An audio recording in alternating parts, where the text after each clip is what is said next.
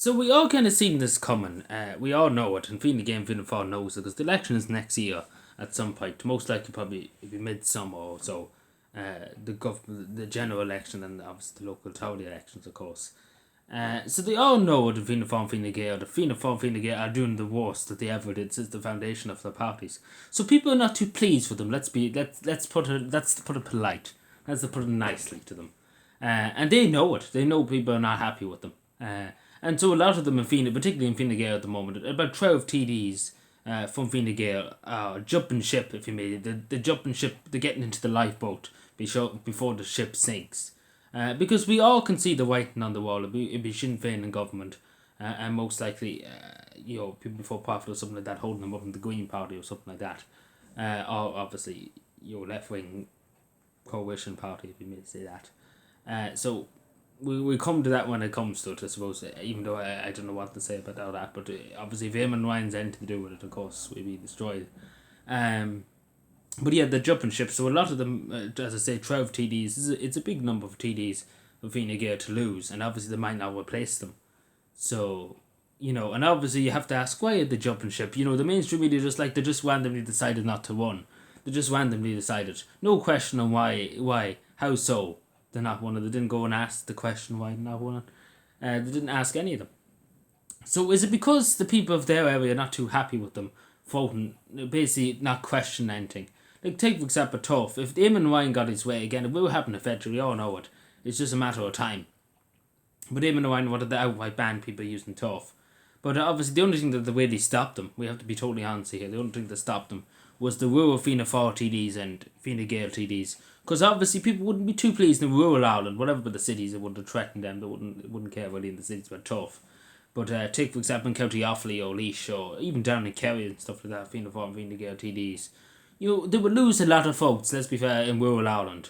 And they need them votes, they need to keep their boys in a paycheck, But don't worry, all the TDs, they get big salary, don't worry, they won't lie in the street, don't worry, I can assure you that.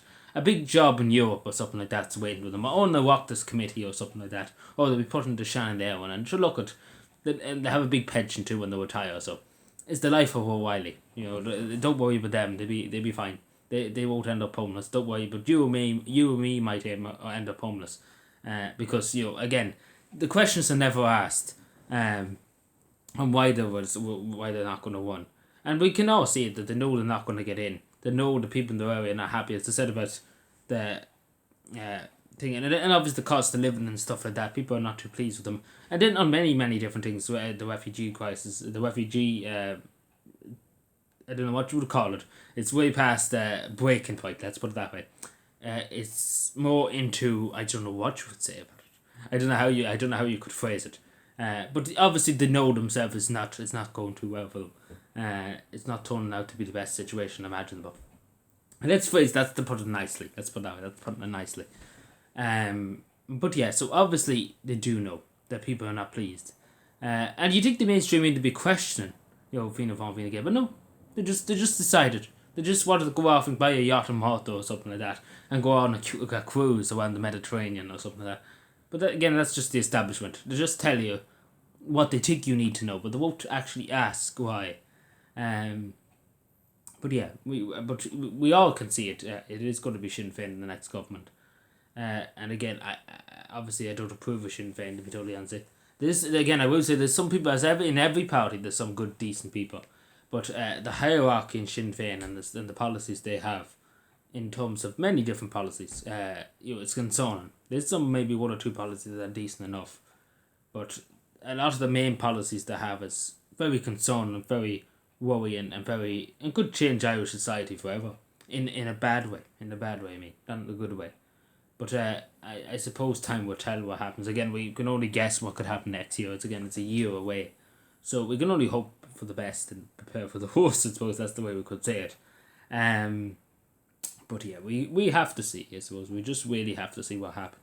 But but it is funny. It is funny that they're just jumping ship before the ship sinks. Because anyway, we're talking about Fine Gael just when I'm here. Varadkar's not doing too well. Leo, our good friend Leo, is not doing too well at the moment. More information has come out about a scandal in 2019 to do with nursing homes. But again, I don't know too much about it. I know bits of it, but apparently Leo's been doing something else. So it's not going to go well for them. Basically, it's not fine and dandy in Fine Gael. Thank you.